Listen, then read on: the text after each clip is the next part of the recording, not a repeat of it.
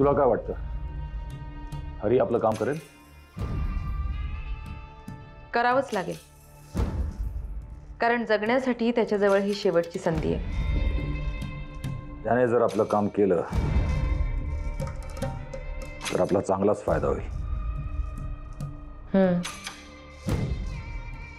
Anyway Ranveer, have a coffee. Sorry sorry Ranveer. My god, sorry.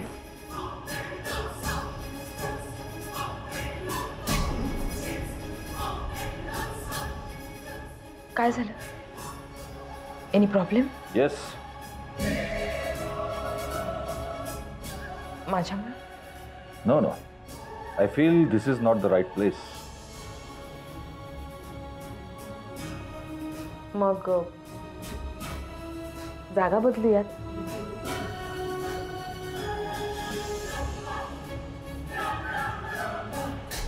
नाही नाही नाही, काही प्रॉब्लेम नाही. अगदी निर्धास्त राहा. मी पर्सनल लक्ष घालतो त्याच्यात. Okay okay, bye.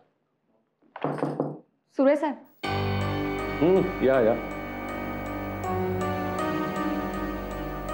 बसा.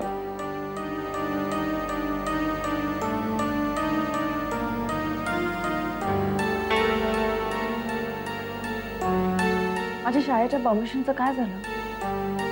नाही म्हणजे फाईल सबमिट करून खूप दिवस झाले, काहीच हालचाल जाणवत नाहीये. ताबडतोब परवानगी मिळेल असं तुम्हीच म्हणाला होतात ना. मग हे असं का होतं, याचं कारण कळू शकेल का? तुमच्यासारख्या सुशिक्षित माणसाने समजून घ्यायला हवं.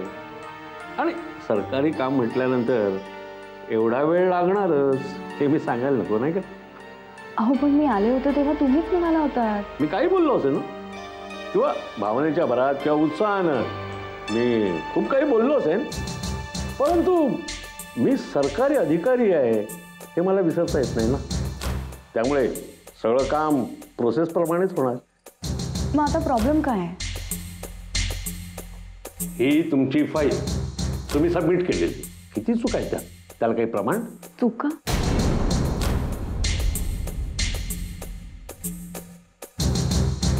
अहो पण मग एवढ्या वेळा मी तुमच्या ऑफिसमध्ये येऊन गेले, मला कोणी काहीच कसं बोललं नाही. देवयानी मॅडम, रोज 100 माणसं येतात, फायली सबमिट करतात.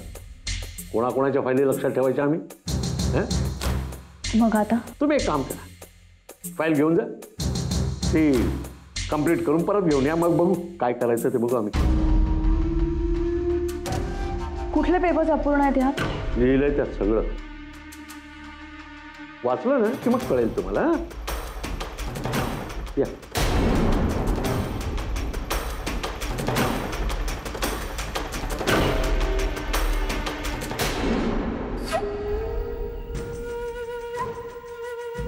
झालं. हा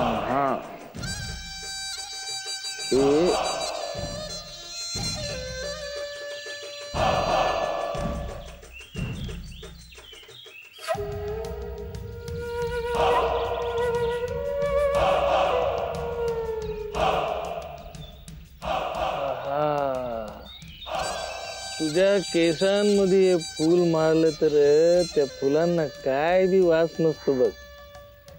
तुझ्या केसाचं वास त्या फुलाला लागतो ग. नाश्ता झाला नाही अजून खूप वेळ. ब्रेड बटर, आज पण ब्रेड बटर दिलं ती मला. रोज ब्रेड बटर खातो मी. मोहिनी,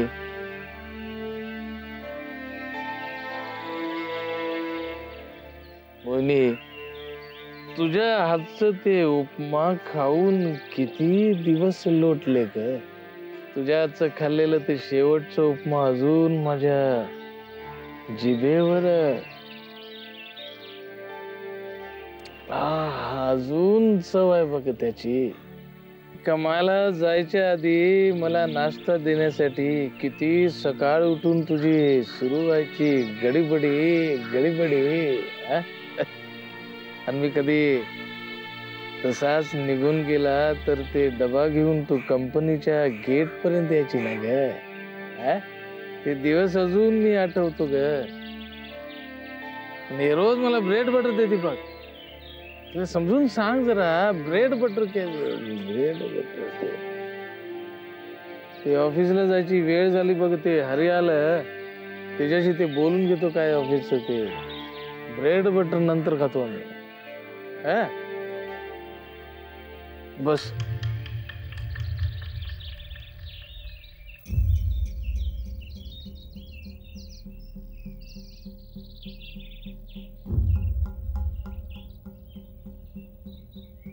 यांना समाचारा बोल हरी. आपा ते काय रणवीर राजे एक मिनिट. तिकडे काय घडलं ते सांगण्याच्या आधी ते रणवीरच्या चेहऱ्यावर एक्सप्रेशन काय होतं ते सांग. I am interested in that. त्यांचा चेहरा बघण्यासारखा झाला होता आप्पा. पण काय हरी, बोल हरी, पण काय? त्यांना माझा संशय येऊ लागलाय. मी तुमच्यासाठी काम करतो हे त्यांना अजूनही कळून दिलेलं नाही. Good good. तरी त्यांचा संशय कायम आहे. त्यांच्यासाठी काम करतोय हे जर सिद्ध करायचं असेल तर मग तुमच्या नवीन प्रोजेक्टचे डिटेल्स त्यांना द्यावे लागतील. आणि डिटेल्स जर चुकीचे निघाले तर मला ठार मारायला मागे पुढे पाहणार नाहीत ते.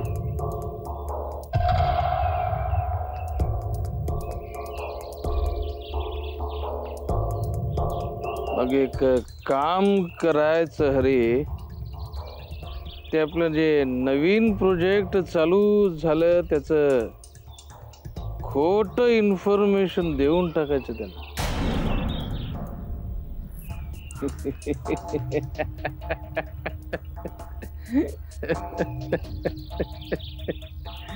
आप्पा इथं जीवन मरणाचा प्रश्न आहे आणि तुम्ही हसताय. तू माणूस कोणाचा रे? हा, लिंगप्पाचा माणूस तू. लिंगप्पाच्या माणसाला स्वतःच्या जीवाची काळजी कधीपासून लागायला लागली? हा मोहिनी यानो खऱ्या त्याला. हा, आणि लिंगप्पाचा माणूस त्याच्या स्वतःच्या जीवाला कधीपासून घाबरायला लागला? अरे जोपर्यंत मी जिवंत आहे तोपर्यंत तुझ्या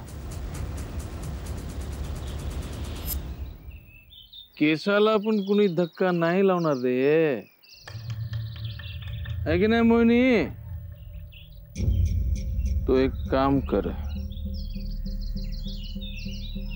ते बताशा काय नाव तिचं, ते नताशा, ते नताशाला भेटायचं काही गरज नाही. तिचं फोन आलं तर ते उचलायचं काही गरज नाही. राजेश शिर्केशी संबंध याच्या पुढे ठेवायचं काही गरज नाही. आपलं सगळं काम झालेलं आहे. पण त्यामुळे संशय पक्का होईल.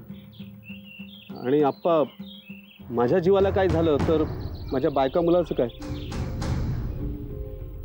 बायका मुलांचं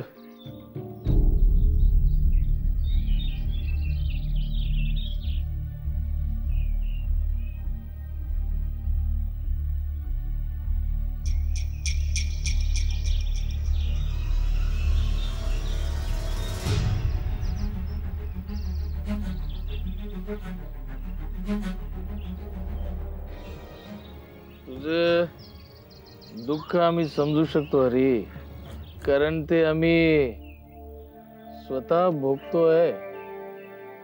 की अशी परिस्थिती आम्ही तुझ्यावर कधी येऊ देणार नाही हरी. प्रॉमिस. जा. पण आप्पा जा.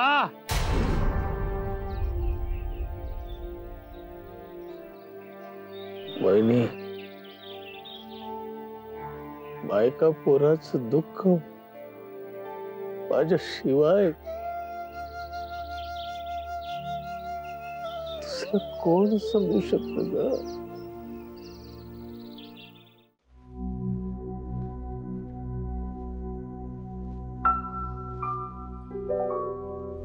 कशी आली मीटिंग? ठीक झाली मीटिंग, एवढी काही खास नाही. ठीक झाली म्हणजे? गेल्या वेळेस तू त्यांना भेटून आलीस तेव्हा खूप खुश होतीस तू. गेल्या वेळेस म्हणाले होते की फाईल ओके आहे, आता ह्या वेळेस गेले तर म्हणाले की पेपर्स इनकम्प्लीट आहेत, पेपर्स कम्प्लीट करून आणा. मला काही कळतच नाही आता. तू हे काय कम्प्लीट करत बसलीस? मग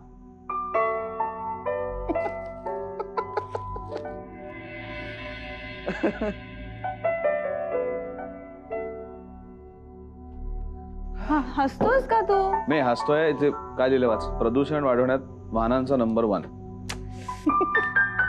विक्रम सांग ना काय झालं, हसतोयस का? अगं त्यांनी सांगितलं फाईल इनकम्प्लीट आहे आणि तू ती कम्प्लीट करत बसलीस.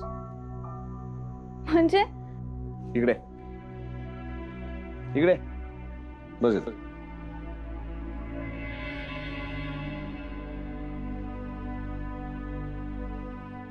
हे बघ, जोपर्यंत त्याचा तू योग्य तो मोबदला देत नाहीस ना, तोपर्यंत तू कितीही फाईल कंप्लीट केलीस तरी ती इनकम्प्लीट राहणार. त्याच्यात काही ना काहीतरी रिजेक्शन निघणार, करेक्शन निघणार, हे होतच राहणार.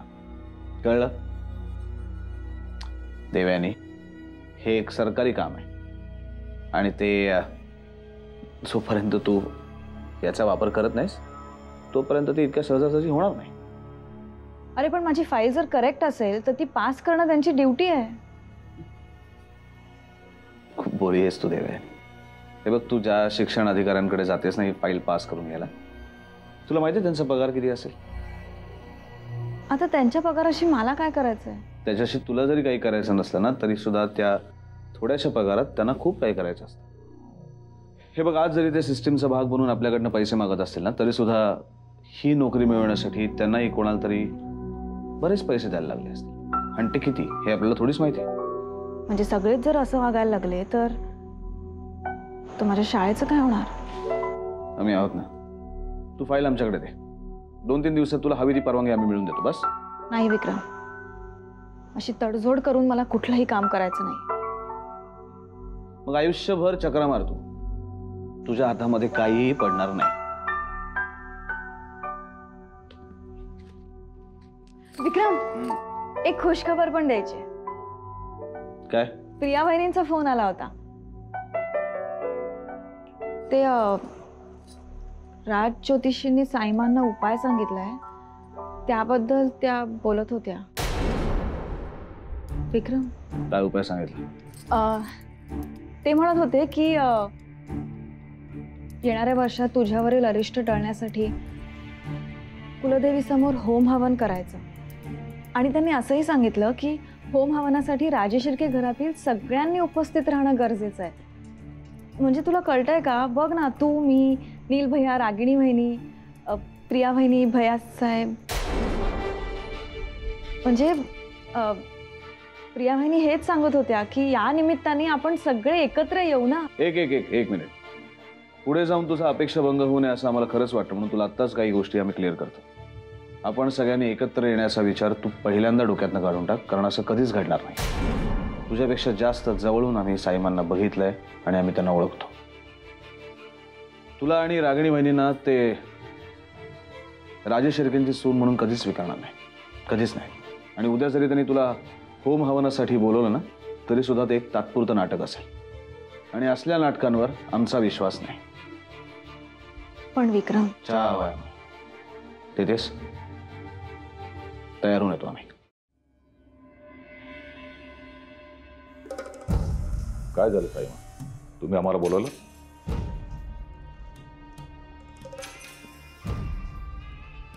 रणवीर, संकट निवारण्यासाठी राजज्योतिषांनी जो मार्ग सांगितलाय त्याबद्दल बोलण्यासाठी आम्ही तुम्हाला इथे बोलवलं. बोला ना. त्यांनी सांगितलंय की कुलदेवीच्या मंदिरात जाऊन आपण अभिषेक करायला हवा. ठीक आहे, तुम्ही सांगा कधी करायचं, आम्ही बाकी व्यवस्था करतो. एक अडचण आहे रणवीर. काय अडचण आहे? या अभिषेकासाठी संपूर्ण राजशिर्के कुटुंबानं एकत्र यायला हवंय. त्यावेळी देवयानी आणि विक्रमादित्य किंवा नील आणि रागिणी नसतील तर या अभिषेकाला काहीच अर्थ नाही.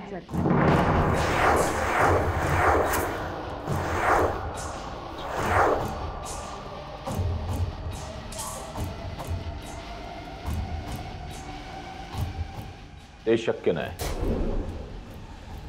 तुम्ही जर त्यांना अभिषेकासाठी आमंत्रण दिलं तर त्याचा अर्थ असा होईल की तुम्ही रागिणी आणि देवयानी दोघींनाही राजे शिर्केंचा दर्जा दिलात.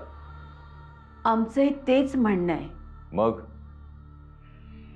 काय निर्णय घेतलात तुम्ही?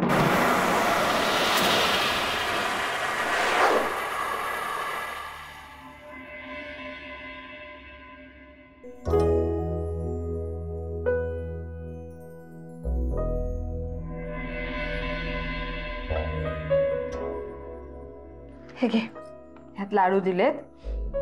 भूक लागेल तेव्हा खा आठवणीने, नाहीतर तसेच विसरून जाशील बॅगेत.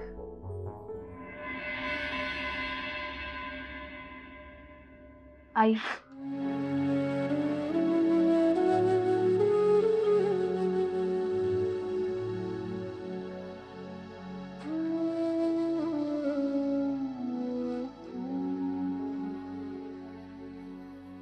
आई, आई अगं, मी ट्रेनिंगला जावं म्हणून तुम्ही सारखं माझ्या मागे लागला होतात ना. तू माझ्याशी भांडलीस सुद्धा आणि शेवटी दादूंकडे माझी तक्रार सुद्धा केलीस. आणि आता मी ट्रेनिंगला चालले तर तू रडतीयस. आई, काय अर्थ आहे ग याला? आणि मी ट्रेनिंगला चालली आहे. काही दिवसांचाच प्रश्न आहे, परत घरी येणारच आहे ना. माझ्या रडण्याकडे नको लक्ष देऊस तू. अगं, मूल 2 दिवसासाठी बाहेर जायला निघालं ना तरी आईच्या डोळ्यात पाणी येतच. आणि जर आईच्या डोळ्यात पाणी असेल तर मुलं बाहेर कशी जाणार?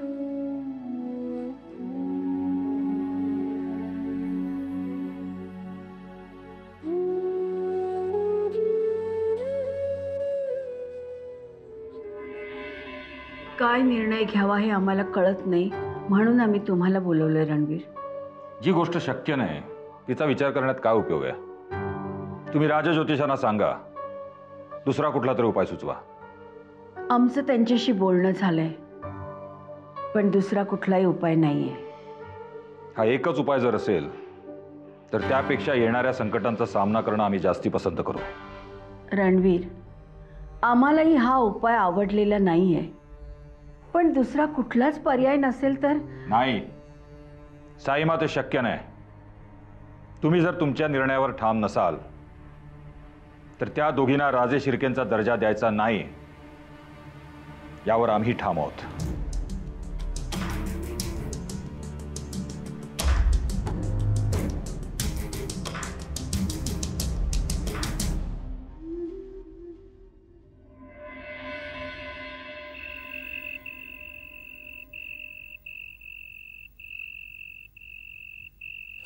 साईमा, काहीही झालं तरी कुलदेवी समोर होम हवन करतीलच ना. आणि त्यासाठी जर आपण तिकडे उपस्थित राहणं गरजेचंच असेल तर आपल्यालाही नक्की बोलावतील.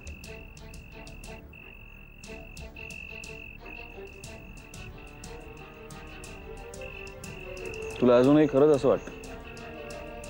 हो. आणि प्लीज यावेळी तू नाही म्हणू नकोस. हे बघ विक्रम, आपण सगळ्यांनी एकत्र येण्यासाठी खूप चांगली संधी चालून आली आहे. मी, प्रिया वहिनी आणि रागिणी वहिनी आम्ही तिघेही याच दिवसाची वाट पाहत होतो. प्लीज.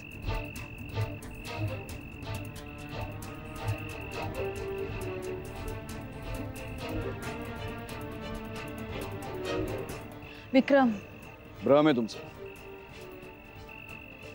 तुम्ही तिघी मिळून जे स्वप्न बघता एकत्र येण्याचं, त्यासाठी होम हवन हे निमित्त होऊ शकत नाही. ठीक आहे, तुला असं वाटत असेल ना तर हरकत नाही, पण साईमांच्या समाधानासाठी आपण तिकडे जाऊ शकतो ना. आई आहेत तुझ्या त्या, त्यांच्यासाठी आपण तिकडे जावं असं नाही का तुला वाटत?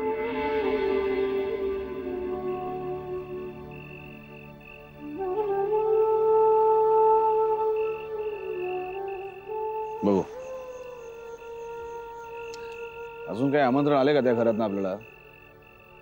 नाही येईल तेव्हा बघू ना, आत्तापासून तुझं एवढं का वाटतं?